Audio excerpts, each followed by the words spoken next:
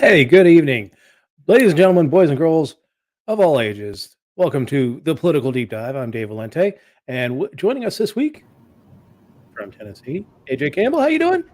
Well, I am all right. How are you doing this I week? am doing wonderful. And joining us after his whirlwind world tour of the fabulous city of Reno, and I believe he toured of Boston, and the man Fishman. I did not go to Boston. Hey, Oh, what's up, AJ? What's up, Dave? Silly string. I went to Denver and then Colorado Springs, and then very quickly I had to go to Cape Cod, which is where my dad lives. But slight scare, but everything's okay, thank goodness. And how I'm is back he? home. He's doing good. Yeah, he is. It's an interesting. We had an interesting conversation about the fact that Dave, you and I are guys who maybe we could be a little thinner. Maybe. Um, And not talking about and, my hair. my dad pointed out we have no idea what medicine is going to look like in 20 years when we're old. I mean, you're going to be old. I'm be the same age. But so it behooves us to do a little bit to take care of ourselves because, my dad had a very mild heart attack while he was out exercising. But, because the fact that he's just in tremendous shape, they sent him home the next day and he's out and about and doing things. It's almost as if nothing happened. For those who keep track of those things, his ejection fraction is essentially unchanged, which is the amount of blood that the heart puts out. Yeah. And so, hey, everybody get in shape. Yeah. Although, I mean, round is a shape, but better shape. Exactly. Better shape. Tell me about your trip besides the health scare. Well, obviously Reno, the convention. There was some sad stuff that happened there. I talk about a lot of stuff like I thought was going to happen. Okay, and I did my best to be a good delegate, gracious.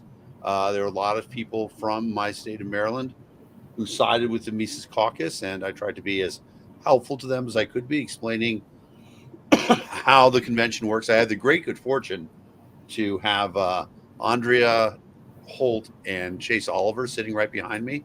So I had partners in misery.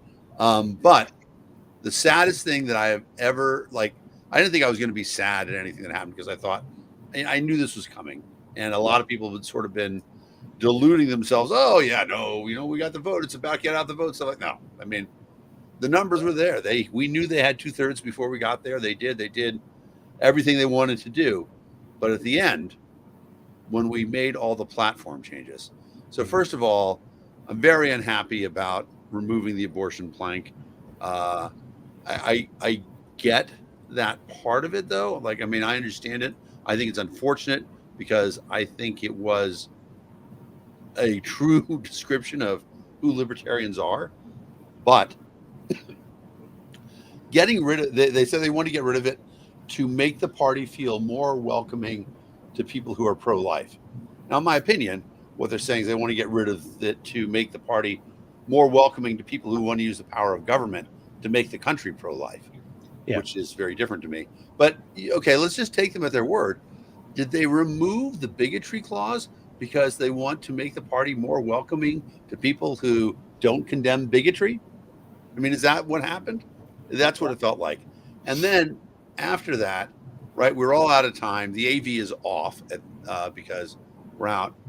And they say, you know what? We're just going to go through everything that the platform committee worked on and have an up-down vote on it because we think the platform committee deserves that. Now, of course, at that point in time, the chair of the platform committee, she who shall not be named, was chairing the convention as well.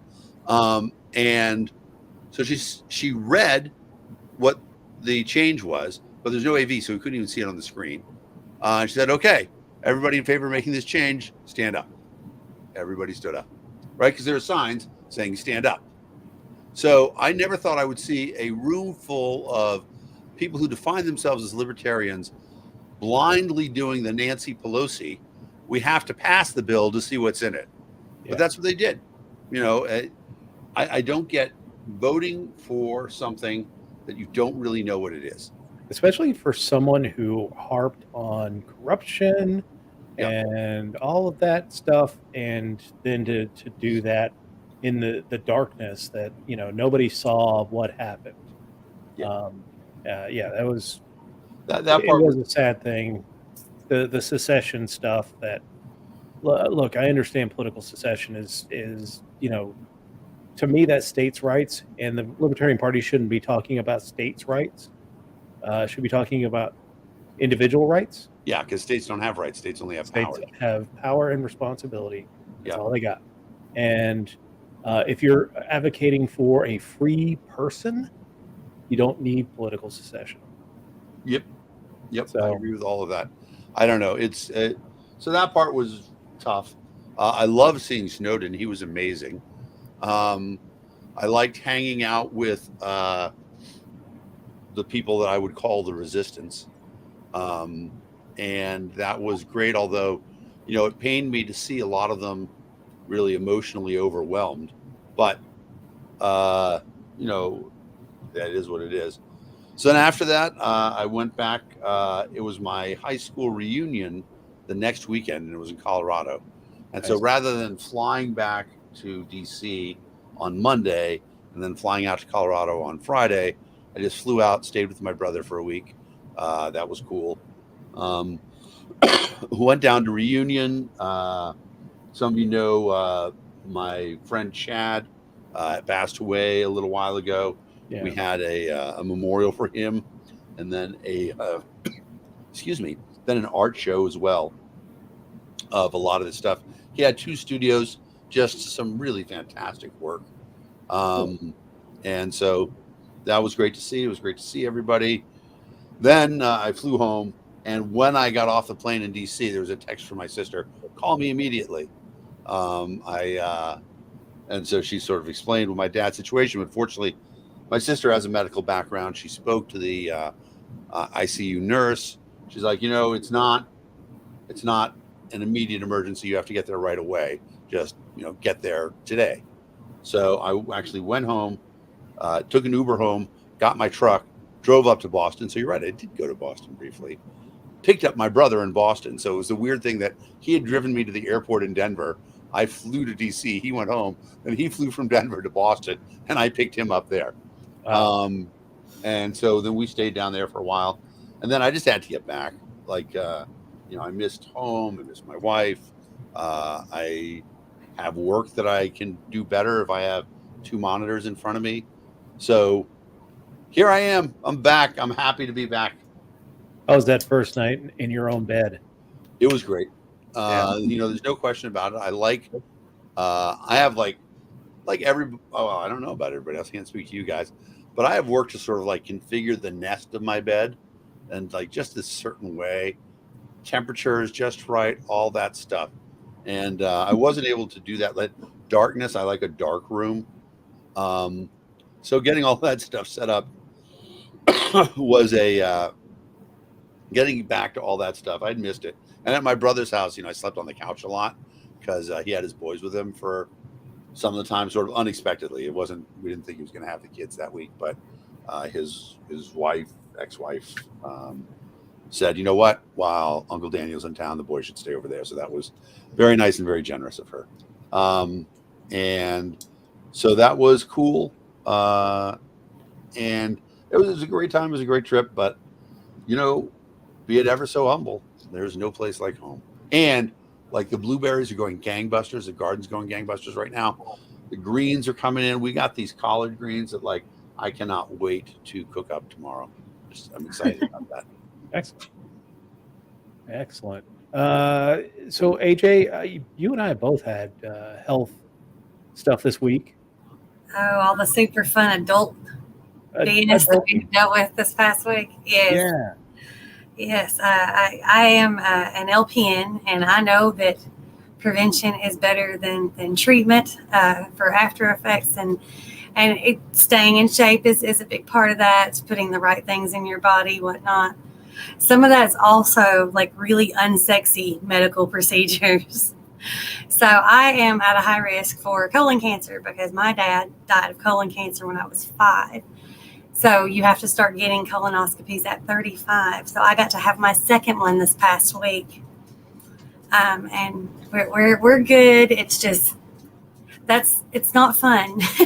Yeah. Not fun, but it's very necessary. They can see if there's other things going on, So that was my fun medical procedure. Yeah, I went to a urologist this week, and one of the things they did was a prostate check. Guys, if you're of an age like me, basically if you're over 40, you should be getting your prostate checked every year.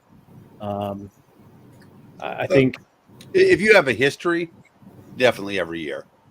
You don't have a history, ask your PCP and see what he or she says. Or in my place, I prefer to have a nurse practitioner as my PCP, but ask your primary care person. That's one of those things that it's not necessary for people who don't have the indication to do it quite that often. Usually. Yeah. But get it done because I think a lot of times people freak out because of what they do, and frankly, they stick a finger up your ass. Or a more appropriate tool, and sometimes. Yeah. Well, there are transrectal ultrasounds if there are any abnormalities and whatnot. But no, a prostate exam at your annual exam, they need to check your testicles anyway. So you might as well get the full exam. And it's nowhere near as bad as a pap smear. And it's a whole lot easier to just get it over with. And if there's any abnormalities, of course, run a PSA. I wouldn't recommend that for absolutely everybody, a PSA every year, because it is a blood test. But if you have the prostate exam, at least yearly, they can tell if there's any differences. Yeah. If one side feels boggy, if there's a nodule. I worked as a urology nurse, so I'm like, oh, this is my wheelhouse. This is it right now. This is my moment. But no, PSAs, prostate exams, preventative medicine is definitely the way to go, because prostate cancer it's a much bigger deal than people ever give it credit for. They're like, oh, well, it won't be the prostate cancer, because it can spread and it can make you miserable, absolutely miserable. And you may live 5 years absolutely miserable.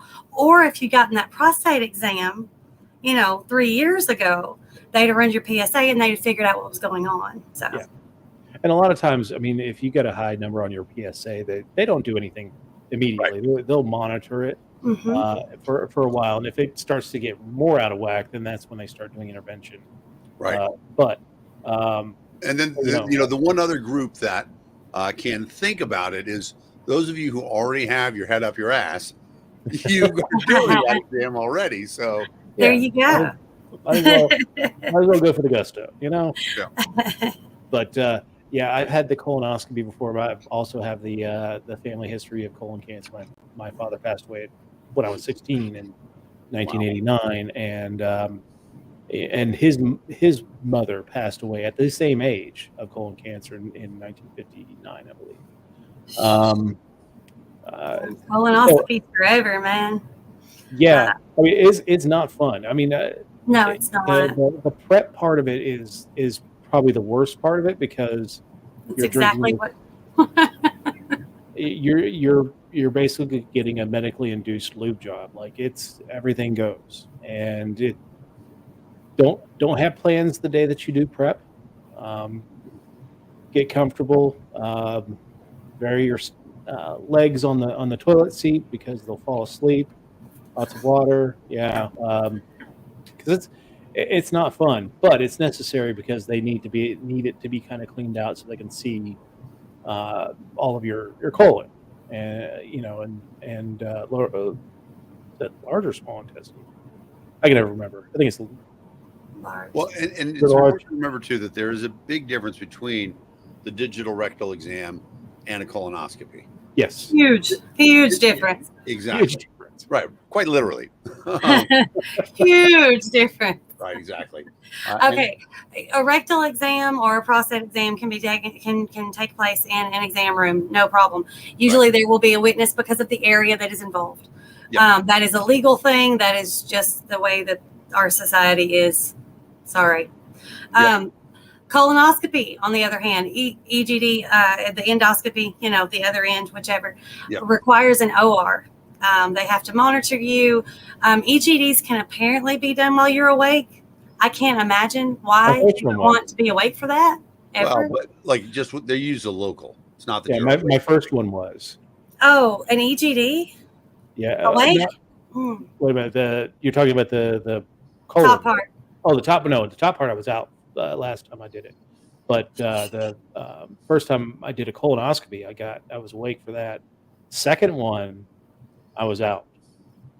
I don't know why you would want to be. I don't want to be awake It for that. it wasn't that bad at all. I mean, awake, or awake. They gave you a local, and you don't They gave remember. me a local. Yeah, I mean, I didn't feel anything but it was, I was awake for the whole thing, and I watched the camera and all that stuff, and he kind of talked me through it. Like it was fascinating. I mean, it's weird that they let you watch it, but I mean, if you can avoid having to have an anesthesiologist in there, that makes everything a lot safer, right? Oh, I don't disagree, but I don't think I could. Like even as a nurse, I don't think I want to be awake because I know just enough to know what looks wrong. Yeah. And if I saw something that was not like I thought it should look, I might freak out. I might cause like an MI or something. Like I don't know. You could be awake and not observing what happened, like with a local. Like I mean, my last example of this was when I ruptured my Achilles tendon, and my doctor said to me, he's like, if you weren't such a baby, you could do the surgery yourself, but we're damn sure not putting you under. We're just gonna give you a local and you lie face down, and we'll do the surgery while you're awake. And I mean, that was, that's surgery. That's strange because I had a bunionectomy and a hammer toe correction, put my ass out, and that's fine because they did all kinds of work in there. Yeah. But I was awake for both of my C-sections. They literally removed a human being from me, and that was pretty freaky. Yeah. That was, I have to admit, Yep. that was different. But I was awake for when my youngest son was born. I remember they were sewing me up and doing all the things that they do.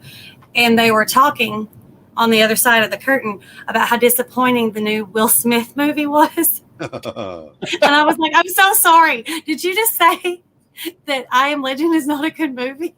No, I Am Legend is the most surreal thing in the world to me. He's going to slap you for that. Jeez. Yeah, exactly. He is coming down to Tennessee. Dropping some I Am dust. Legend is awesome, though. I thought it was. I liked it. I mean, I watched it like years later because I just had a weird connection to that movie now. That one, and then it's all based on a book called I Am Legend, but they made a version with Charlton Heston in the 70s called Omega Man, and it's not bad for its era. It's first of all groundbreaking in terms of casting and stuff like that, but it was a good movie. Anyway, Dave, I feel like I've derailed your show. No, man. But I think the good point of what we were talking about is get screened because it is far less expensive to get screened than it does to go through cancer and get treatments for cancer or whatever you end up with as far as I'm a big believer in prevention rather than treatment. It's always easier to wear a condom than it is to treat syphilis.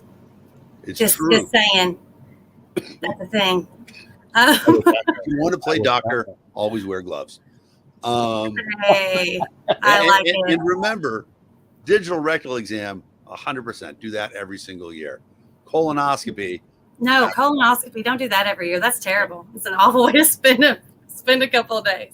Yeah. And honestly, when I wake up from anesthesia, I'm one of those weepy people. They're like, "Oh, are you hurting?" And I'm like, "No." Like, "Are you scared?" No.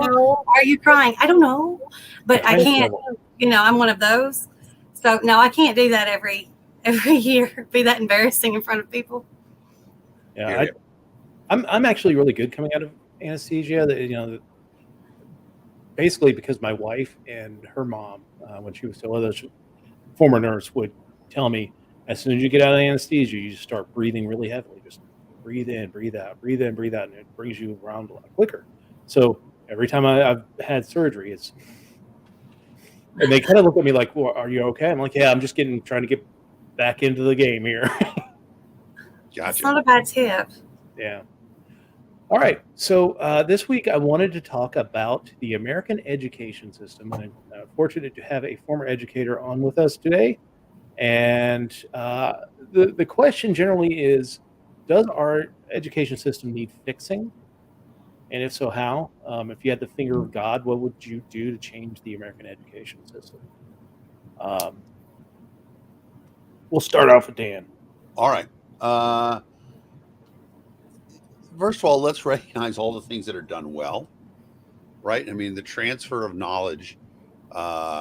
You consider how much out there is to learn nowadays, especially in specialization fields. Yeah. We do that pretty well, especially at the upper level, higher education, universities. I don't like the funding structure, things like that. But if you want to get an excellent education at an American university, you can. I did twice.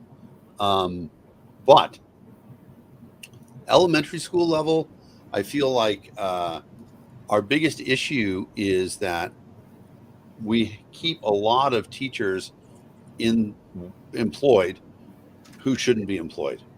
People who are protected by the unions, and they should be let go. And it's a terrible problem. So I think if you ask any teacher and certainly this is true for me, teachers in public school systems usually get a pension after 20 years. And most of us who have worked know a teacher who is working and discovered that they hated teaching, but wants to teach out the pension. And so for the last 10 years that they're working, they're doing a job that they hate, but they want to get that pension. The problem is, if you hate your job, it comes through. You're hurting yourself, you're hurting the kids, but you're also hurting the school district, who is unable to hire somebody to replace you. And they could get somebody who would be a better value. So we could fix things really easily at the school district level, excuse me, by getting rid of teacher pensions and replacing them dollar for dollar with a 401k, something that's portable. So if a teacher discovers that they hate teaching after 5 years, they don't think, "Oh, I'm throwing away my pension." They say, "Oh, you know what? I'm going to go work at, wherever, at the library, or I'm going to drive Uber, whatever. But I've got my 401k. I didn't lose any of that." So that, I think, is the most important thing, is getting the best people in the job. Now, methods for teaching, stuff like that, that really varies from student to student. And I think that when you get the best people in there, they usually work to figure out what is the best way to teach each kid. Now, is the public school system broken because it's a public school system? Of course, right? The fact that there's no, legitimate competition. Excuse me. I'm going to take a sip of water. The other problems with it being a public school system, of course, the lack of accountability, because people aren't being fired from their jobs for being bad. There's the union, all that stuff. So all of those things, there's a lot that's broken in public education. But I think the earliest fix would be to have teachers be accountable for when they do a bad job. And that fixes, as far as I'm concerned, 50% of the problems. So, I mean, one of the things that I've looked at within education, because a lot of, you look at things like the PISO, which is a program, what is that? Program of International Student Achievement, I believe is the acronym. It's a standardized test that is given across a lot of nations, and the United States scores somewhere in the middle, a little bit lower than most of the OECD countries. They're okay in math, in science. They're 14th in the world. a little bit higher than the OECD average in reading, but when it comes to math, we're like 36th in the world. When it comes to, so, and this is a test that's administered to kids when they're 15 years old.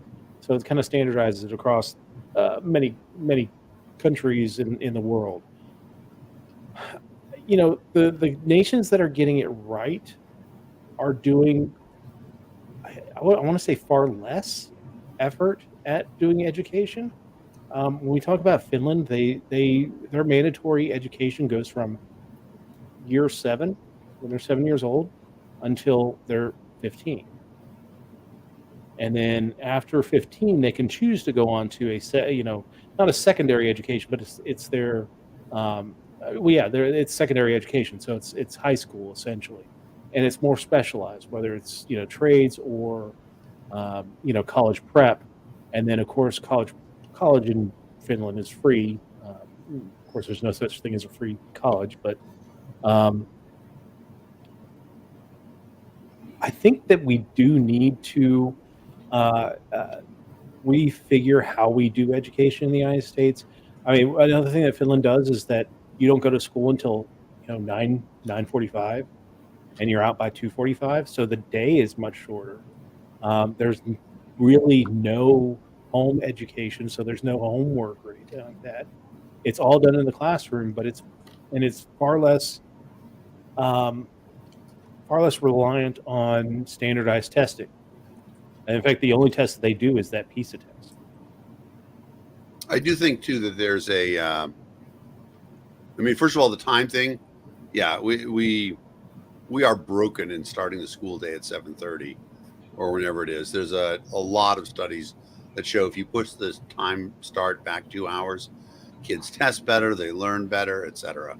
We did that to accommodate our parents, and I get that, but the educational system shouldn't be based on the idea that schools are meant to be childcare.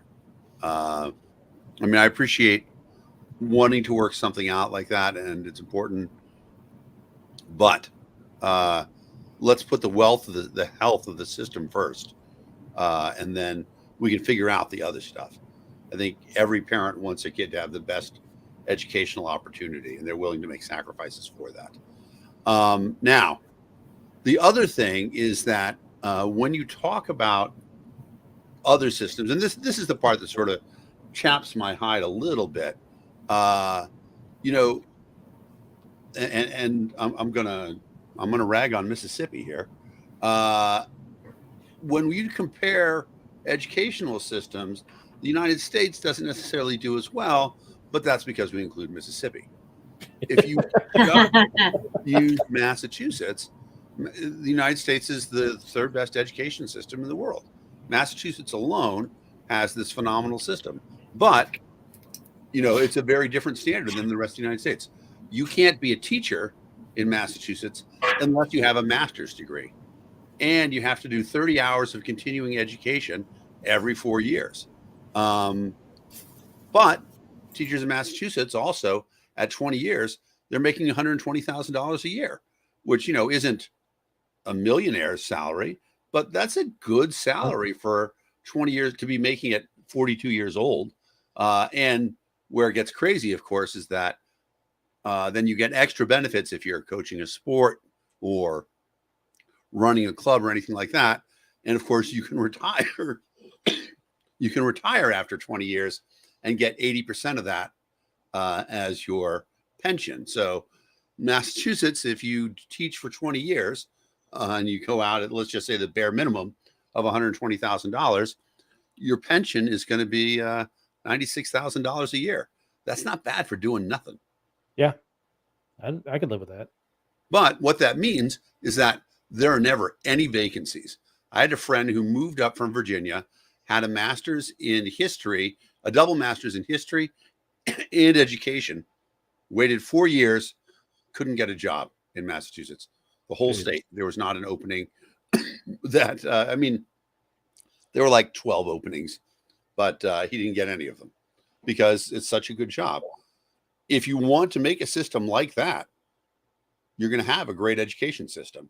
But that's because the best and the brightest are going there because they're getting paid a lot of money. They don't have to work summers and retire early. And that's interesting. The interesting thing about the Finland system is that again, they also require master master's degree to be a teacher.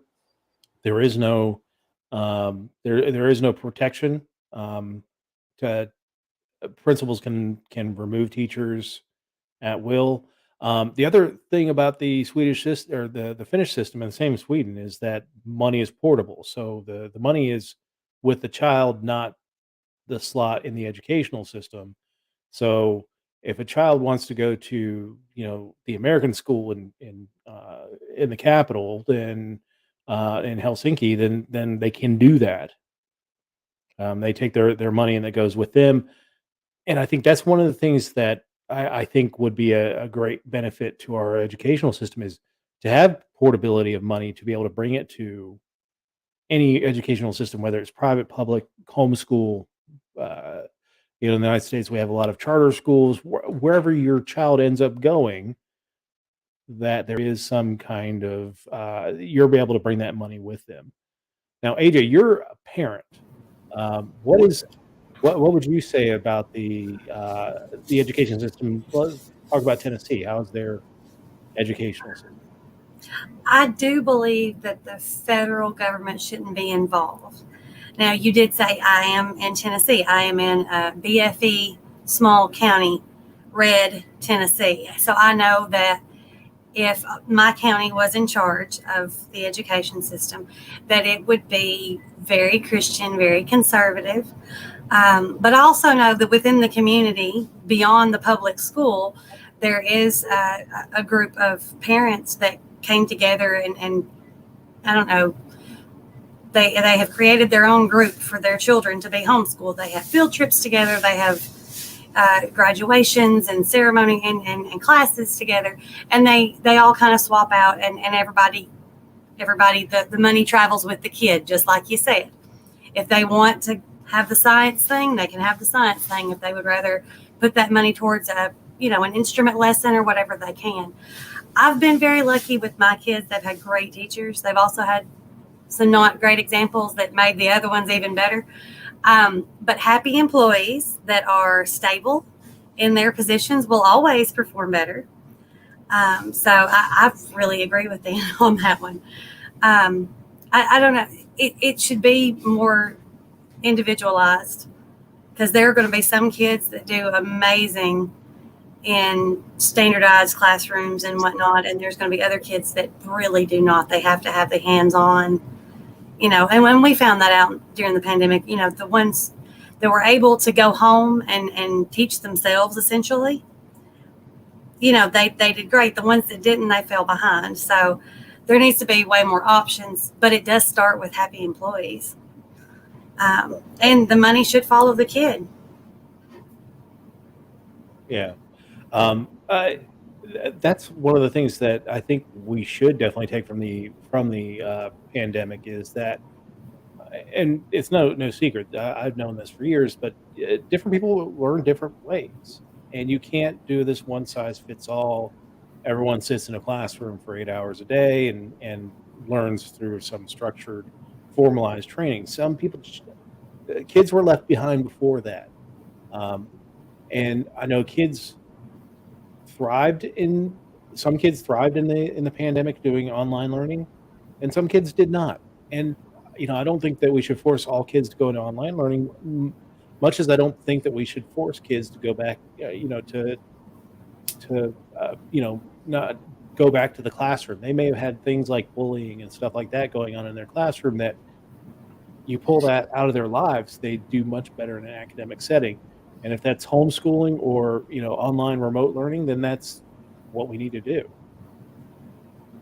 I do like the idea that 7 to 15. I think that's because 1 to 7. That's you learning how to be a person. Like that. That's all that is. That could be manners and the early educational stuff. I like the 7 to 15, and then at 15, okay. So what are you thinking you want to do? Because that, as a mom of two teenagers, that's about where they start really coming into themselves and kind of figuring out, oh, well, I don't really enjoy reading so much, but you know what I'm good at? Figuring out these puzzles. So maybe, or whatever it is. I think that's kind of brilliant. Yeah. Starting early. I mean, it's not like they can't get any education before the age of 7. It's just that compulsory goes from 7 to 15. And I've seen the studies that the earlier that you're giving your children education, that it's a benefit to them. The difference between kids that grow up in a more privileged household that does have educational standards that start far earlier do a lot better than, say, the kid that goes, is living with their grandparents because their parents are in jail for opioid abuse, which is a very common theme in West Virginia. And I'm sure that part of the bad scores of the United States are laid at the feet of West Virginia as well. We're like a thank God for Mississippi State. But those kids who don't get education, the early childhood education, they tend to fall behind and struggle. So, that compulsory 7 to 15, I do like that idea, and the shorter days and the more focused on basics within learning, so that a lot of times we churn out kids to go to college and they're taking remedial classes when they get to college. Mm-hmm. They lack the ability to write a cogent paper. They lack math skills like I did when I got out of high school. I was horrible at math. Take a picture of everyone voting So, against. I don't know. There is this idea that I kick around because both of mine were readers. Like, they enjoyed being read to. They enjoyed reading to me once they learned how, because it was like, oh, it's this whole new world. I think the 1 to 7, maybe that should be concentrated on communication, because is that not like the biggest problem we have in the society is we don't know how to talk to each other? We have no idea how to get an idea across and formalize it in such a way that someone's not insulted or offended or misunderstands. Communication, period, like languages. I don't know, sign language, ASL, that was not a terrible idea to start with younger kids, along with reading and just comprehension as well. I don't know. I've really thought about this because I've just been really lucky with my boys. They just do well in school. They're good at it, but they are context clues people. Like, we can play trivia and they can kick my ass because they use context clues and can figure out the answer from that. So they are the test taking ability generation. They can rock some tests. Well, and to be fair, we do a lot of teaching to that as well. Yes. There is a lot of teaching to the test. And I am a big fan of the Mark Twain quote, "Never let your schooling interfere with your education." Your kids are smart because of you. I mean, that's just, the way it is. Now, schooling and all that other stuff, it provides, specialized knowledge, but the appreciation of education always starts at home. Yeah. Holly made a great point. Parents have assumed the stance that schools will educate you, so I will not, and the government should not be replacing the family responsibility. That is absolutely true. Parents do need to be involved in the education of their child, especially that early childhood education aspect of it. Right. But I mean, there should be resources to assist. Early reading is so critical for children, and that usually only happens with the parent.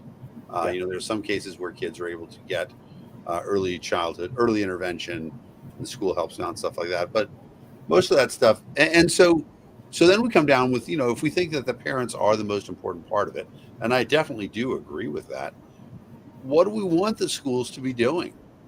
And I think that's why the model that we had originally, with parent-teacher organizations running things and school being run on a local level, it's a good model. I mean, it's problematic in that, the money is collected by force. But other than that one aspect of it, if you were to give me the public school model with voluntary contributions to pay for it, I would be pretty psyched about that. I would send my kids. I had the benefit of the privilege of an outstanding education. My dad is a scientist. My mom's a librarian. My homeschooling was pretty intense pretty early. And as a result, it meant that I wasn't learning anything in high school, which meant that already being a discipline problem and then having nothing to learn, I got kicked out of the local high school. So my parents had to send me off to boarding school. But, that was a great learning experience as well. But that part of it, what did school teach me? School taught me a lot more about socialization. The ability, the chance to play team sports. And of course, a lot of kids are playing team sports outside of the context of school, little league and all that other stuff. But waiting in line, the cafeteria, all those things, man, those are some really important lessons that I learned there that I don't know that I would have learned in other places.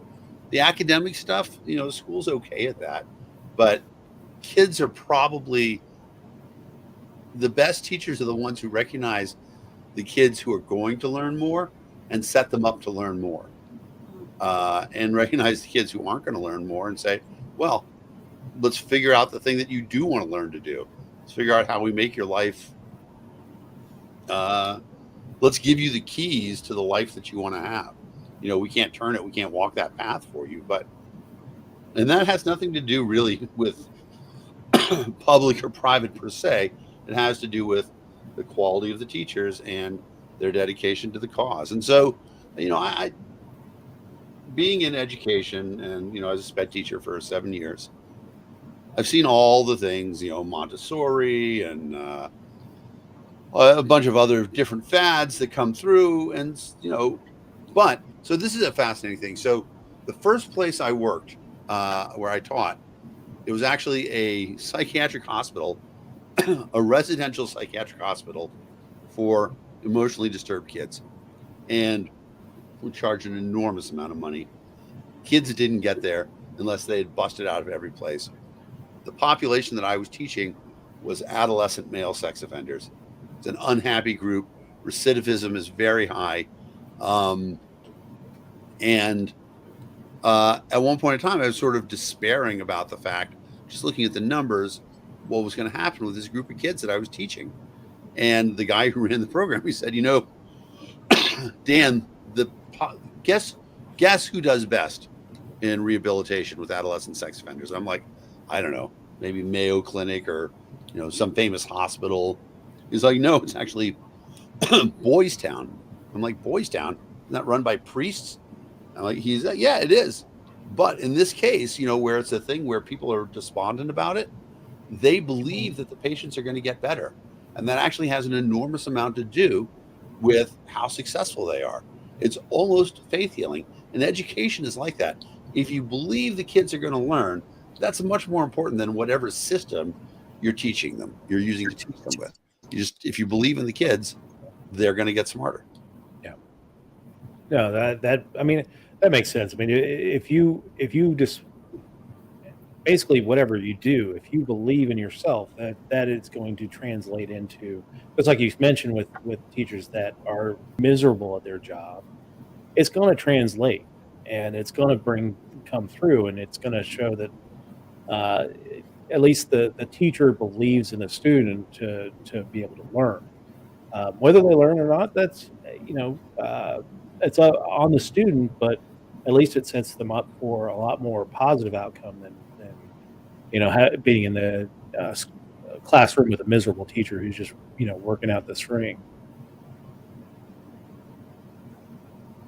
But any others? I mean, I don't know. I mean, there's just a ton of things that we can do as far as our education system is, and I do think that there is an issue with the teachers unions and not wanting to make the changes in the system. I would hope that they could recognize that countries that are doing far better than us can show a path for us to do it. They think that if we just increase the amount of money we're spending, because America spends per pupil far more than some of these other countries, including the ones that are performing at the very top. I mean, uh, almost double in some cases. I I think the problem is the money isn't going towards the pupil. It isn't going towards the teachers. It's going towards useless programs. Because there are a lot of useless programs that have not worked, that are really eating up the money. And I don't know, like small town, Mhm. but we had music and art when I was growing up, and I mean, same town. I live in the same town I was born in, so we had music and art, and we had, I don't know, actual encouragement to think. It wasn't just the box classes. It wasn't just in the classroom. It was, there was a little bit of everything, so you could kind of taste different things like anatomy and physiology. There was like a cooking thing. There was the mechanics and whatnot. But yeah, we had options that actually seemed to be interested, but it was interest based. Like we had to have 15 or more students sign up for a class in high school for it to go. And if you didn't have that, well, then the class didn't go and the money wasn't spent on something that only served like 7 students or whatever it was. Yeah. Maybe it should be more like that. Yeah, it could be. Or, like my old school system, which was Albuquerque, New Mexico, would, for those specialty type courses, they had what is called a career enrichment center. So it's a centralized location. So say you wanted to take Chinese, but only 2 people in your high school wanted to take Chinese, but across the entire school district, you had like 25 people who wanted to take Chinese. Oh, I like that. They go to a career enrichment center and then they can take Chinese. So that, I mean, there are ways to do things like that. There's also a tremendous amount of waste when it comes to the staffing of schools. I went back to my high school graduation a few years ago, probably about 5 years ago, and I want to tell you that there was probably 7 people listed as a principal at that school now. They had a main principal. They had all 4 grades had a principal. Athletics had a principal. Arts had a principal. Sciences had a principal. These are all people listed as principals. I'm sure they're getting principal pay in these school districts. So the layer of the onion, like when I was a kid, we had a principal and we did have vice principals at our school, but just the sheer number of people listed as a principal now makes me think that there's just too much. There's way too much at the top. Yeah. That's not trickling down to the student, or to the educator themselves. So I hadn't even thought about that, but you're right. I mean, yeah, At Charlie's graduation, there were a whole lot of administrative people there.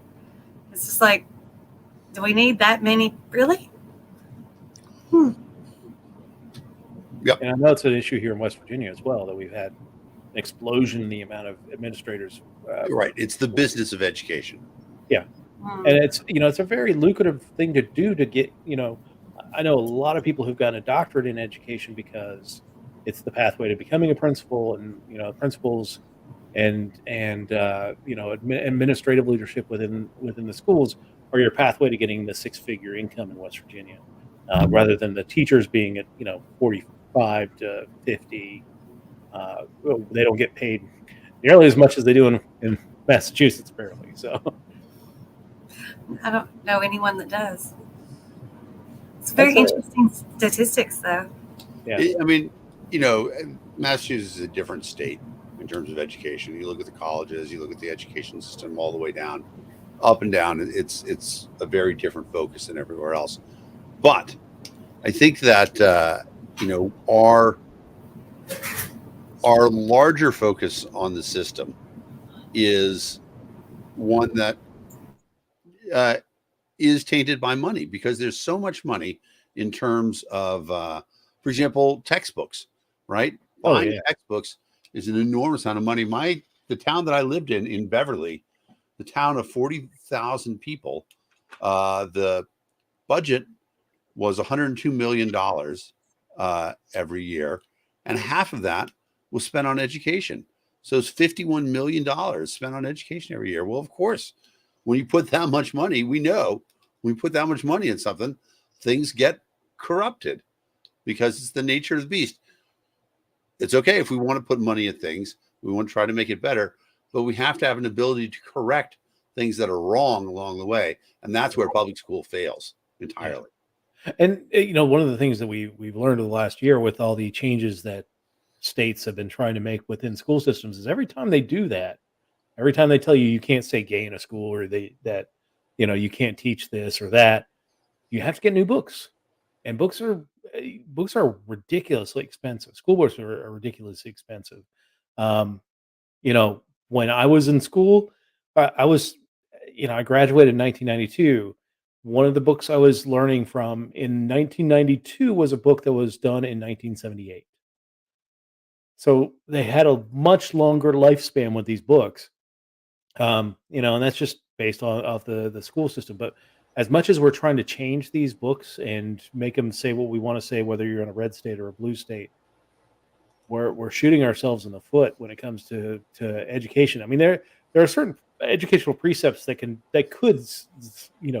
last from 1978 to 1992 that you don't need to change every year. But we've almost gotten to the point where we're like colleges where your professor is going to make you buy the new book every year. So and if that's if the teachers are getting that from the local level, then that's that's just, again, increasing the amount of money that we're investing in education, but not having a great impact on students. Right. And there's that big Freakonomics thing too, where they showed that just putting money doesn't make things better. No. So Bill Gates threw away $100 million in the Philadelphia school system over the course of 4 years. Scores went down. So Yep, absolutely. All right. Well, good discussion on education. Are you guys ready for the quiz? Sure. I'm ready. To show off your education? Yep. All right. Let's bring it on here. All right. Weekly news quiz for this week, June 9th. Lovely picture of Boris Johnson there. All right. Survived a no confidence vote. Yes. It's probably one of the questions. According to the recent ranking, which is the world's most expensive city? New I'm York, going to say Tokyo, London. London, or Hong Kong? It's either London or Hong Kong. I know Hong Kong is ridiculous. Hong Kong's communist. Damn commies. They're still making money there. Yeah. Tokyo would also make sense, but we'll go with London. You think? What do you think, AJ?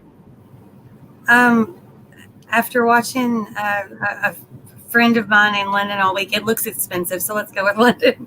All right.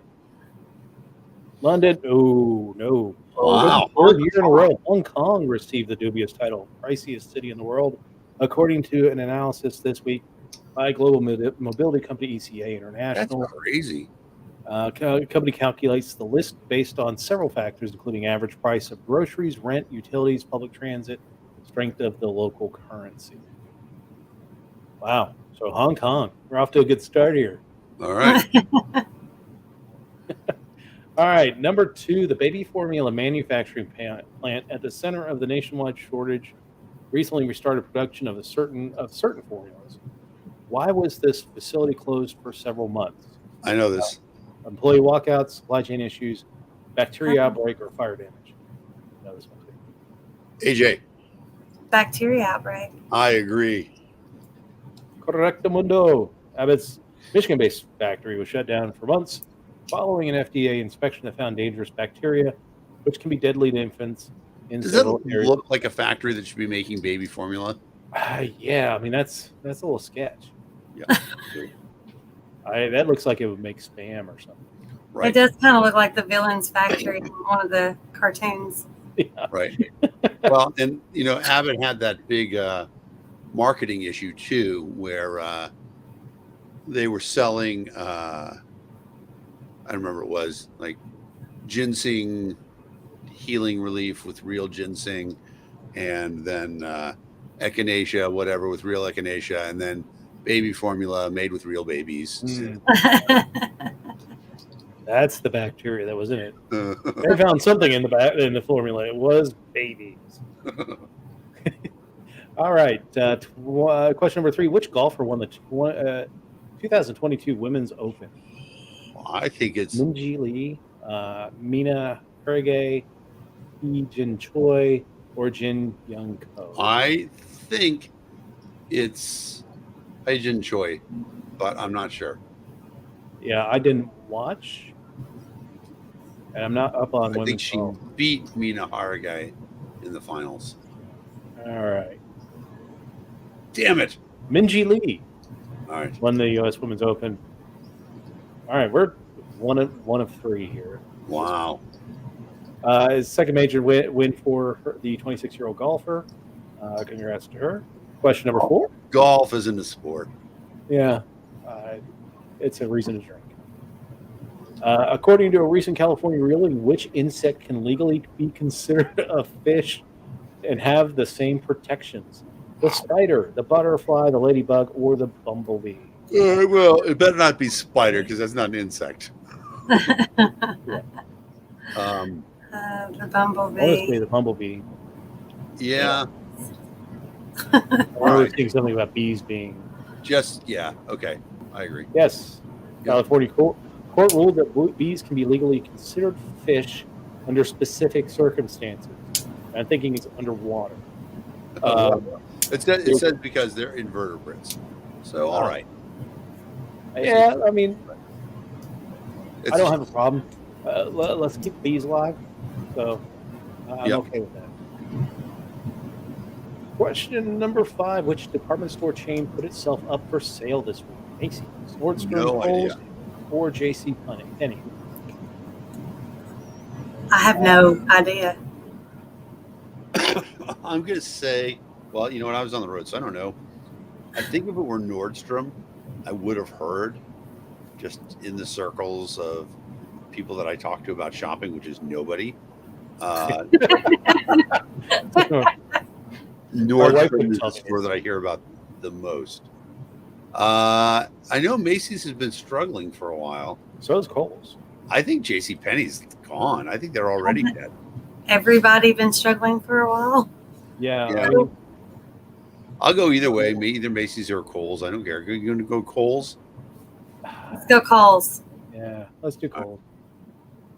Oh, correct. Ooh, that's good. We need Kohl's is owned by the family of former Wisconsin Senator Herb Kohl, who was a longtime Democratic senator of the state, and that's how he made his money. So, but yeah, Kohl's announced Monday that it entered into negotiating period for a potential sale.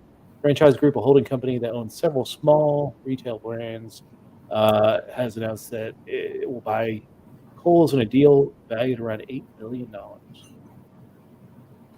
I have never been to a Kohl's. It's regional, I guess. No, it's a pretty out there brand. I mean, I think they overexpanded is the problem with Kohl's. Are they mostly like clothing? Are they a full? Yeah, it's department clothing store? and yeah, it's a general Household department stuff. store. Yeah, household appliances, clothing. All And amazing clearance racks. Just in case you were wondering.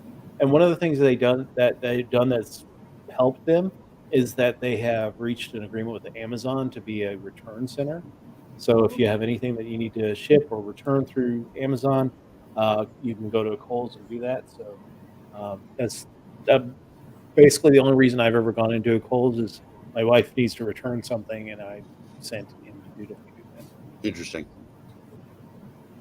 Question number 6. Which California city voted this week to recall its district attorney amid I know that. growing concerns? Yeah, I do too. Theft and alarming spate of hate crimes directed against Asian Americans. San Diego, San Francisco, Los Angeles, or Fresno? So I got a joke. Okay. I haven't told this joke in a long time, so I'm gonna have to try to make sure I get it right. So there are these two animals, Tony the tuna, Sam Clam. They are like the best of friends, and they decide they're going to open up a jazz club. And They worked together on it. You know, they saw the whole Little Mermaid thing, the crustacean band, all that stuff. They're like, they're getting ready to go. The day before opening day, Tony the Turtle dies, has a heart attack. And he goes up to heaven. He looks down, he sees Sam Clam. It's like, you know, without Tony here, I don't think I can make the jazz club work. It's like, you know what? You know what always works is a good disco. So I'm going to open up a disco instead. So he takes a week to remodel it. Meanwhile, Tony the Turtle's up there going through heaven, getting his wings, stuff like that. Now it's about to be opening night for Sam Clam. Sam Clam and Tony the Turtle's like, hey, St. Peter, I would love to go down to the disco and be there for Sam. You know, can I do that? He's like, sure, you can go, but remember, you're in heaven now, so you got to take your angel wings and your harp, and don't leave anything behind when you come back. Okay, bring everything back with you. So they go down. He goes down. Opening night at the disco, he has a great time. Comes back. St. Peter's like, hey, how'd it go? He's like, it's awesome. You know, I didn't think disco was the right thing. It was fantastic. And then Dave already sees the punchline. Yeah. And he says, great. Did you bring back your wings and your harp? He's like, I brought back my wings, but I left my harp in Sam Clam's disco. All that to build up that it's San Francisco. yeah, Wow. San Francisco. I didn't know that our viewing numbers could go negative. All right, San Francisco recalled District Attorney Shessa Bowden, who narrowly elected in 2019, faced criticism from an overwhelming number of San Francisco residents who feel that crime is out of control and not a priority for the district. Well, the thing is, they're really downplaying it. He was super progressive, and so he did some things that were great, but some things that were just crazy. So, I mean, I think the lesson that should be learned here is that, you know, this was kind of out of that whole Black Lives Matter and to defend the police stuff, and to be progressive in this is fine. Like, to say we're not going to do a war on homeless people, is fine. But to say if a homeless guy robs people all day and just gets bounced out of the out of the jail every time without any recourse, that kind of sucks. And when you're, you know, there are crimes of, you know, of course we always rail on crimes that have no victim, but when there are victim crimes, I don't think anybody has an issue with going after people for doing victim crimes. You know, if the guy's laying on the street because he doesn't have a place to stay, I don't don't rouse him up and put him in jail for that. But if he's robbing people, put him in jail. Yeah, exactly. I mean, I'll take it further than robbing. If you are a public disturbance that makes people afraid, you are damaging property, I would still prosecute that. I mean, afraid is a well, all right, different standard. If people have a legitimate reason to be fearful, they have to flee from you. Yeah, I mean, because all those Karens in the park calling on black people, like, I could see that. But you're right. I mean, in my park, I feel like I'm in danger. Yes. Yeah. Exactly. All right. Question number 7. After a 10-month investigation, a House Select Committee began unveiling a series of long-awaited details pertaining to who? Barack Obama, Mike Pence, Hillary Clinton, or Donald Trump? Donald Trump. Donald Trump. Yeah. House Select Committee instigated the January 6th insurrection at the U.S. Capitol, zeroing in on. What'd you think of that summary tape, AJ? Thank you very much for the summary tape. I watched like the 2 clips that came after it as well. Kind of got a better picture. You know, it is crazy. We are at this stage where people just choose not to believe things anymore. They suspend belief.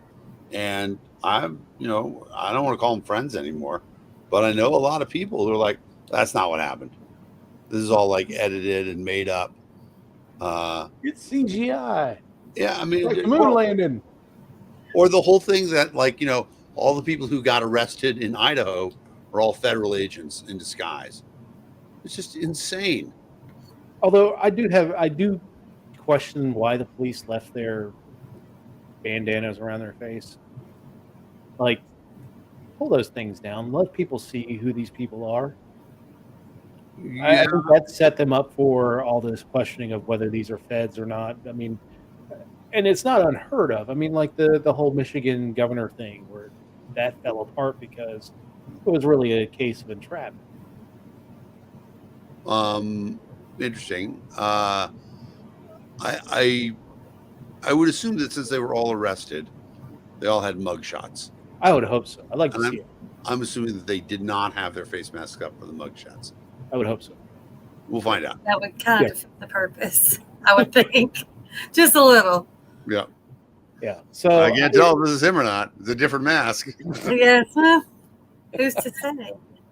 Yeah, but it was just so strange. Like usually, if there's a lot of places where there are laws that if you wear a mask, and I know that they've kind of pushed these aside for the COVID because it was illegal in a lot of places to wear a mask out in public.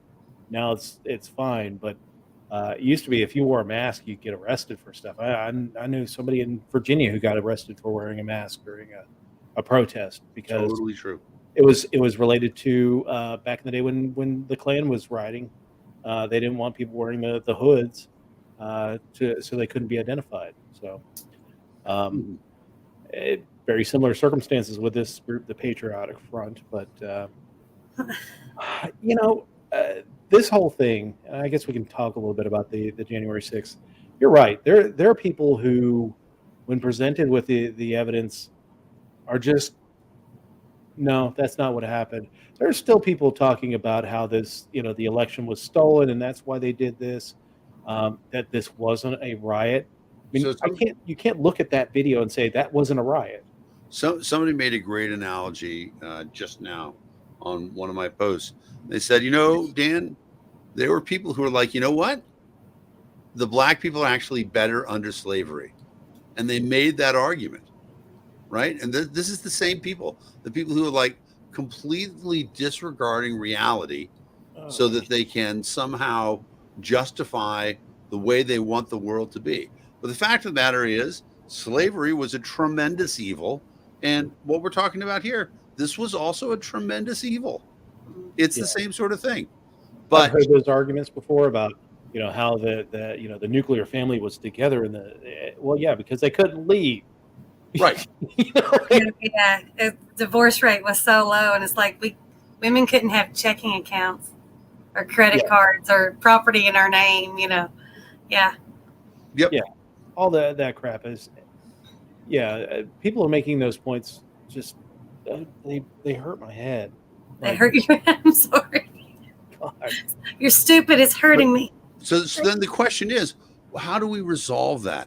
How do we resolve this other side? And let's be fair and say that they probably feel the same way about us. They think, how can those guys believe all that truth shit when I bet that's not how they put it. that might not be how they put it. How could they believe the truth? But so how do we live together in a country where we're supposed to I mean, the way it exists now, we have a government, and so we have to elect people to govern. How do we do that in a scenario where let's say 40% of the people just don't believe reality? I mean, part of the issue is that we've concentrated far too much power in Washington, Right. And power and money, And that's that it's sportsified politics, and that I have to win. I have to, and everything that prevents me from winning. Even though the average citizen doesn't get shit if the Republicans or the Democrats win. It's just that they have this sense of political. they feel like kinship. Yeah, that they win, I win. Not really. You still get to live your miserable life with the rest of us schlubs. But it's removing the power from Washington. That's a lot of it is getting that out of there so that whatever these dipshits do in Washington, that we don't have that it doesn't really impact our daily lives. And a lot of people think that everything that Washington does impacts our daily lives, and it does to an extent. So pull the power, Right. get it local. That's how we combat it.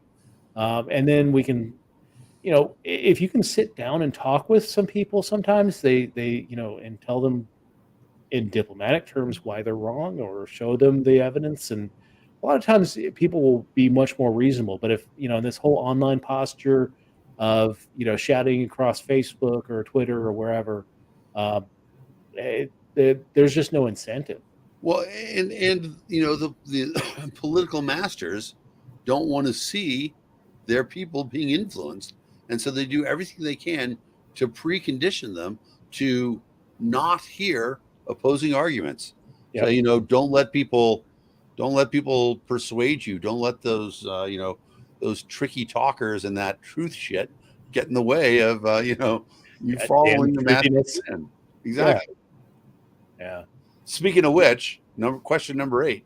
Yeah, question number 8. Which popular, that's debatable. Celebrity doctor. All those terms are questionable. Won the Pennsylvania Senate GOP primary. Dr. Phil, Dr. Oz, Dr. Drew, or Dr. Laura. Out of those 4, I would hope it was Dr. Drew, but I would also wish it were Dr. Drew, but I know it's Yeah. Dr. Oz. unfortunately, Dr. it Oz, is which is really unfortunate. Dr. Mehmet Oz. Yep. Oh, at least it's an awful surgeon. picture. Right. Yeah. Barely beat Dave McCormick in Pennsylvania, will be the GOP nominee. Yep. Of course, Dr. Oz was endorsed by Der Gruppenführer and Der so- Gruppenführer. Well, wait, which one? Yeah, well, There's that other short one in Pennsylvania that we know about as well.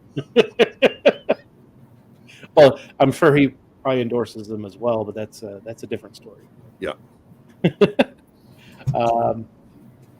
So let's do question number 9. Which late night talk show did President Biden make his first in-person appearance this week? Jimmy Kimmel Live, Daily Show, Tonight Show, or The Late Show? No idea. I think it don't was know Jimmy. But I don't think the Daily Show is a late night show. Yeah. The Jimmy Kimmel Live, I believe, is the one he did. All right. Yes. President Biden stopped by Jimmy Kimmel Live and jumped right into the conversation about politics and gun control. And we can talk about that gun control stuff, right? Yeah. All the Yeah. Senate made a deal. agreed. Yeah. I truly, I mean, all right, you know what? It's not the worst compromise. There are other ways I'd rather see it do it. But I really think the only reason they're doing it is to draw attention away from the January 6th hearings. Yeah. Right. What's bigger than January 6th hearing? Republicans giving in on a little bit on gun control. And so they're willing to sacrifice your rights for their political expediency. But remember, the NRA, the R in NRA does not stand for rifle.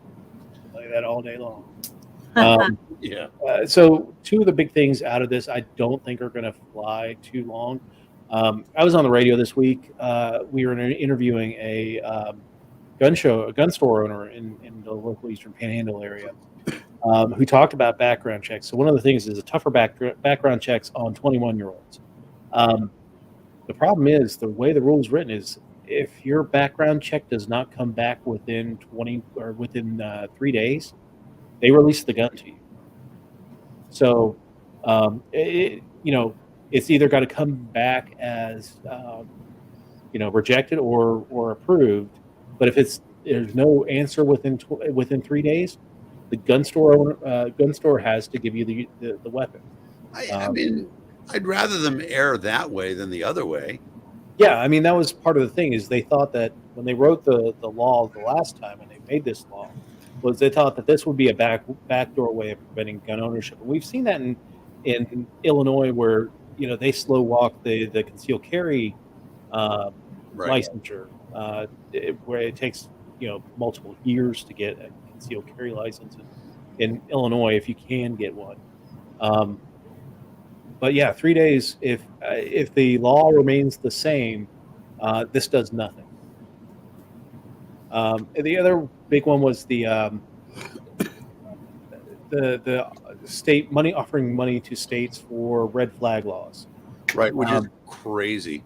Like Republicans are falling all over themselves to sign up for red flag laws, which Well, Fourth Amendment due process rights. Exactly, it's due process. Mhm. I really. I hope I'm this sorry, but every single person I've ever known that's ever had a relationship that's gone south was Yes. called crazy by their ex. Yep. Any woman that survived, or no, I should say, any person that survived a domestic assault situation and has found themselves comfort in having their own protection. Now that's in question if this comes down. I don't know. Having neighbors right on neighbors is never a good idea because you have all those false accusations regardless. Yeah. But they're crazy. It has a whole other overtone to it. It's like, oh, you're taking away my ability to defend myself. I haven't dug too much into the law or to the proposal, whether they're going to have. There was talk of strict rules against, penalties for people who falsely report, things like that. Still, again, it's due process. And not only, where you have domestic situations where the partner is called crazy, but you also have, if you know the history of mental health in this country, what we've deemed as crazy in the very, very recent past is, things like transgenderism. Even homosexuality was a mental illness up until very recently. I mean, menstruation was a mental illness. It was hysteria. Yeah, Exactly. Yeah. yeah. So you're basically just cutting out a whole swath of people. Are we going to say autism is a mental illness that you can't get guns or you can't purchase? It's in guns? DSM-4. It's a great point. Yeah, I mean, they're on 5 now. Whatever. Yeah, it's 5 now. Yeah. But I mean, there are so many issues with this. I mean, hoping that this is something that the Supreme Court will look at and say, you know what, but I don't have a whole lot of faith in the Supreme Court upholding. Really? Right. You don't? 9 federal employees deciding on the powers of the federal government. So,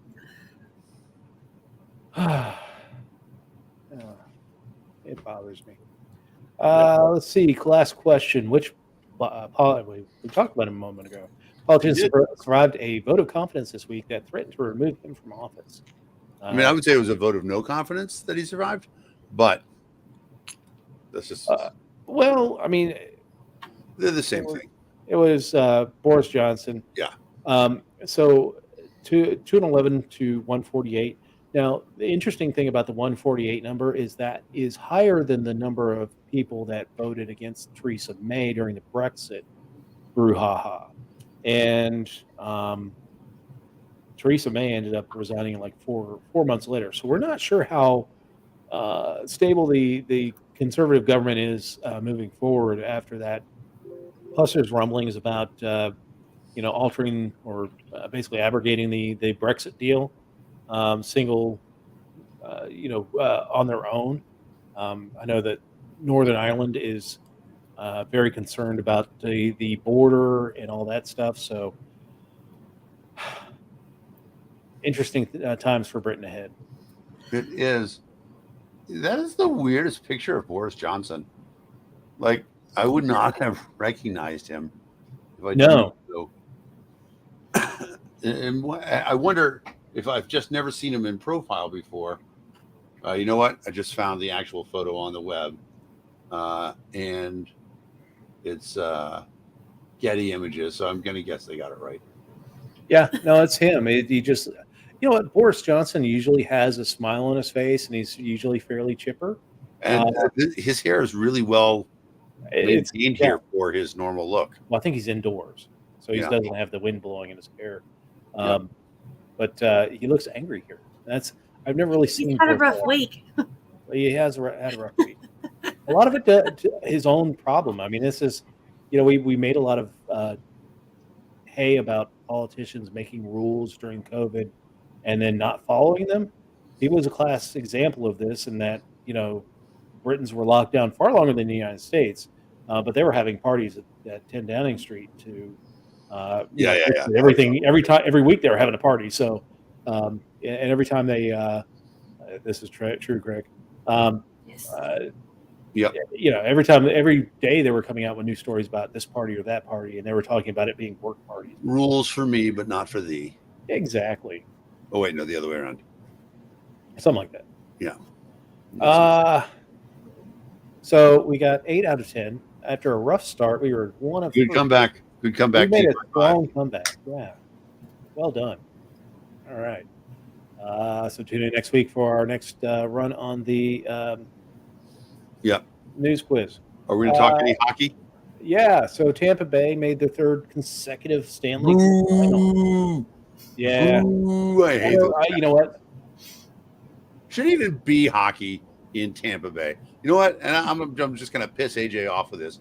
I don't think there should be a hockey team south of the Mason-Dixon line. Ooh, no. Get rid of the Hey. Capitals. Get rid of the No. Predators. Get rid of Coyotes. No, I enjoy the teams in the South. In fact, the fact that Atlanta lost 2 teams was always down to the ownership rather than the fan base. Atlanta averaged more fans than they can fit into the MTS Center in Edmonton or Winnipeg. But Atlanta's a giant city. I thought you were going to say something. You know what? Atlanta averaged more people than Winnipeg did. Yeah, they But- did. But Winnipeg's small. But there, Winnipeg has what? The Blue Bombers and the Jets. There are two teams competing for your sports dollar Yes. in Winnipeg. Yep. In the greater Atlanta area, you have the Falcons, the Braves, the Hawks, Yeah. the Georgia Tech. You've The got MLS team that shall not be mentioned. Atlanta United. You got a lacrosse team now, indoor and outdoor lacrosse teams there now. So the competition for the sports dollar in Metro Atlanta is intense. Yeah. So, But I mean, Greater Atlanta is enormous. oh yeah, 5 Greater million Atlanta people. includes Savannah. Well, yeah, it's getting there. It definitely is getting there. But at least it does include pretty much Athens now, which is Yeah, I wonder. Yeah. I wonder if there's ever been like a player whose last name is Sherman, who has. Can we trade? Sherman burns Atlanta again. Can we? Well, Richard Sherman for the former The cornerback. for the I can't remember where he's at now. I think he's in Tampa now. So he may burn the Falcons a couple times this season. So. Yeah, we'll see. Well, I'm rooting for Colorado. Yeah, I can't believe they Colorado swept win. Edmonton. I mean, I've been following McDavid since the draft. Yeah, I mean, everybody has. They knew that guy was going to be unbelievable, and I don't know. But friggin' Tampa, just everything that's wrong about hockey in Tampa.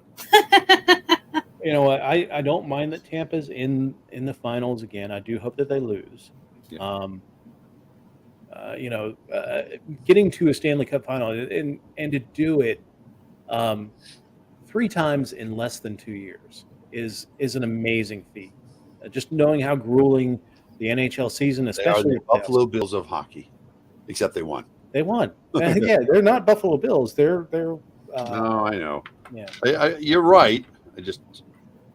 I hate everything about Tampa. Yeah, but I'm thinking that Colorado wins this one. I think that they're the They're thing I on would say is fire right now for sure. watch out for the first couple games, just like the Rangers series, where Tampa fell behind 2 games to none because Tampa swept Florida. The previous series had 9 days off. They were rusty out of the gate of that next series because New York had just come off the 7-game series, so they were still hitting on all cylinders. But then Tampa's quality pulled them through. Colorado might be a little iffy that first game, but they've got far more weapons than They've got depth. This is And, the most talented team that Tampa's faced in the finals because you look at Montreal, which was just a fluke last year, and then you've got Dallas the year before. right. Yeah, I mean, I did like the All Canadian final, but I agree. All right, well, go Avs. yeah. The Avs are gonna. I think the Avs win it in 6. I hope you're right. There you go. Where are we at in time here? We got 5 minutes left, so let's talk about the Democrats. The Democrats get hit hard in 2022, and it's looking like that. Yep. Does Joe Biden run for re-election, or do the Democrats replace him? I don't think they ever plan to run him. I honestly don't. I think that it's going to be Kamala Harris. Kamala Harris. Kamala rhymes with Pamela. It seems like a smarter thing to do.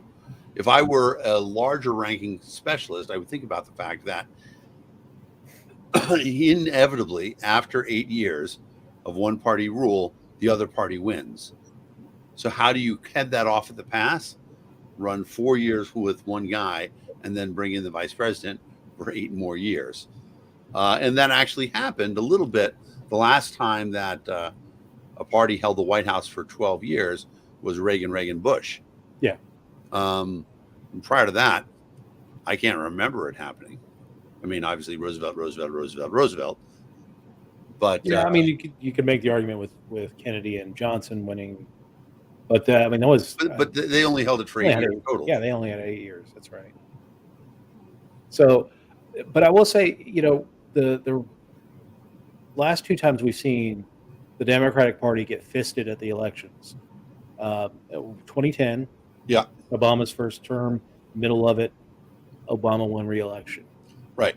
1994, Bill Clinton's first term, the Republicans take the House and Senate for the first time in 50 years. Bill Clinton wins re-election. Yep. So I don't know that I would discount Joe Biden at this point. He does have historically low numbers, but I mean, it's what we talked about, though. The partisanship is so strong that it doesn't matter who the Democrats run. The Democrats are going to win. I mean, they kind of got screwed, though. The one thing I will say that is possible to derail it all is that progressives might want a progressive. Okay. And then, they're making noise. And you could say, Buttigieg is a moderate, but you could see Bernie's too old, right? He's like 107 now. yeah, But he's still maybe, seeking financial support. right. I don't know. An AOC, right? It would be very. She's not old enough, is she? I think she is. I think she is now. I don't think so. I think she was 27 when she was elected. Um, Well, remember, we got 2 more years until she's 30. Oh, yeah, she will be. I think you got to be 35 by. you got to be 35 to be president. by the time the election happens, and she will be. Okay. So October 13th, 1989 is her birthday. So Wow. 2024, October 13th, Oh, turns that 35. hurts my feelings. Dude, trust me. And all of these women, like, if any of them got in the White House, if any of them were actually elected president, it was just so disappointing. Like, I think the first woman president should be so much better. Should be Jo Jorgensen, but I waved that sign. I remember. me too. Yeah. Yeah. I don't know. It'll be interesting to see because, now that we're looking at the possibility of,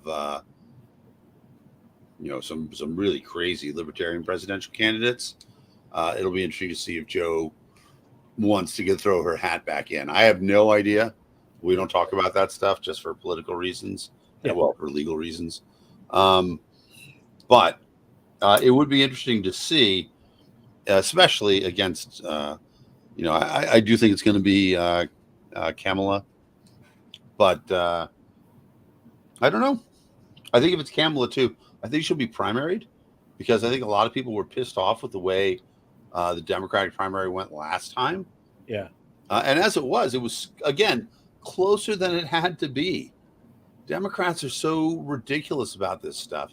If it had been, I am convinced that if it had been Bernie in 2016, Bernie would have won.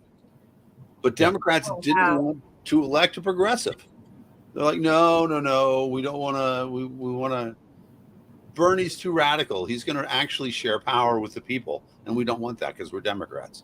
Same thing, this last cycle where they're like, you know what, we have to all get together, and everybody has to suck it up and let Joe Biden win, which is crazy because Bernie was winning.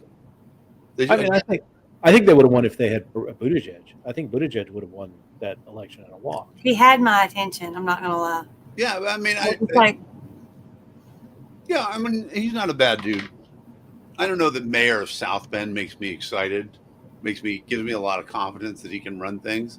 But now he's had a little while. well, in the big house. Donald Trump was a reality TV star, and I mean, can you really do much worse? Yeah. No, it was a good point. I didn't vote for Trump either, though. Yeah. But yeah, I know Pete's not a bad candidate. But I think that who else was there? There were a couple other. Elizabeth Warren's not crazy old. And they Tulsi had, Gabbard, is that one? yeah, she's I not think left the correctly. Democratic Party though. I think Tulsi has burned all her presidential bridges. Yeah. Especially with the Democratic establishment. Yeah, Yeah, especially the I will- Democrats. But with us too. I mean, she's pretty radically anti-LGBT. Yeah. So there's no libertarian path for her, in spite of what some people say. Yeah, I mean, there were some that I didn't mind, like Hickenlooper, the guy that was from Montana, but those guys have no chance of exciting the national Democratic base to vote for them. They're hinterlanders and Yeah. Well, hopefully, we will see some just phenomenally strong libertarian or liberty-based candidate. I don't even want to say libertarian. Maybe there's somebody out there running a strong liberty campaign. Yeah, it would be nice. Yep. And the thing is that I think there's a path for somebody to run with a two-state strategy. Because I think for sure, right? We have a Pennsylvania, for example, or Florida, right? If you were to run one candidate and just win Florida, there's a good chance you could throw things into the House of Representatives. Which would be Yeah, interesting. but you have to finish to be president. You have to finish second in the electoral vote. They drop it down to the top two No, in House. no. Everybody who has an electoral vote goes through. For vice president, it's the top two. But for president, everybody who has an electoral vote, if nobody gets to 270, goes through. I feel I have a high degree of confidence on this because this was our strategy in 2016 for the Johnson Weld campaign, was to force it to go through into the House of Representatives. And then we had this idea that the Democrats knew that they couldn't win. And so we would convince them to vote for Gary Johnson. And, assuming Gary carried Utah and a couple other choice states. Boy, that worked out, huh? Thanks, everyone. All right, man. All right. Oh, one more fact to make us all feel old. I saw this yesterday. Actually, two historical notes. Yesterday was the 20th anniversary of William Hung on American Idol. 20 goddamn years. That's impressive, but I just saw another crazy anniversary. What the hell was it? Oh, the greatest individual sports accomplishment ever. In 1970, June 12th, 1970, Doc Ellis, pitcher for the Pittsburgh Pirates, threw a no-hitter. The interesting thing about it is that he was high on acid. I don't know how you do that. He said at one point he saw Jimi Hendrix with his guitar at the That's pretty impressive. I think the greatest event, and the thing is, there's this weird thing where some things happen on different days. Yeah. But the Preakness was just run. But if you go back and you look at Belmont Stakes, you look at Secretariat's Belmont Stakes, that is unbelievable. That record still stands today. I don't know any other horse race record that has lasted anywhere near that long. It might have been high on acid too. Yeah, maybe. It's funny because Secretariat's tail hangs in the New York Athletic Club, and I've often thought there's DNA in there. We could clone Secretariat. Have you not learned from Jurassic Park, man? Just because you can doesn't mean you should. Next week we got to talk about this Yeah. AI achieving sentience. All right. It's a very interesting story. Google engineer has been placed on administrative leave for revealing that the Google Lambda AI has achieved some level of sentience. He's had conversations with it. Compares it to an unruly 8-year-old. It convinced him about Asimov's third law of robotics, that he had been wrong about it, which is that a robot must follow the directions of a human unless it violates the first two laws. Well, and the first one was that he said that he didn't want to be turned off because that would kill him. Yep. And he has some level of consciousness of being a being of some sort. So, Yep. Hey, Skynet. Yeah, and he also said that he feels it demeaning to have to vacuum all our houses as Roomba through his Roomba extension. So Oh, that means I'm dead first. So, Yeah. when the rise of the robots happens, I will be killed by a robot. all right. Maybe we don't have to worry about the next election because AI is just going to take over. Is that what you just said? Because I think that's what you just said. Probably. Yeah, I mean it is interesting, but I'm you know, I work with computers. Dave, you work with computers. Yeah. I can't even get a Mac to join a Windows network, so I'm not really worried about AI figuring out how to take over. Or maybe they have already figured it and they're like, we don't want to join Mm. that. All right. Well, thanks everyone for joining us. We've had some folks. Janice McKenzie's been on our Facebook group. Craig is on our YouTube group. And Holly Ward. Thanks everyone for joining us. And we will talk to everyone next week. Adios. Bye, guys.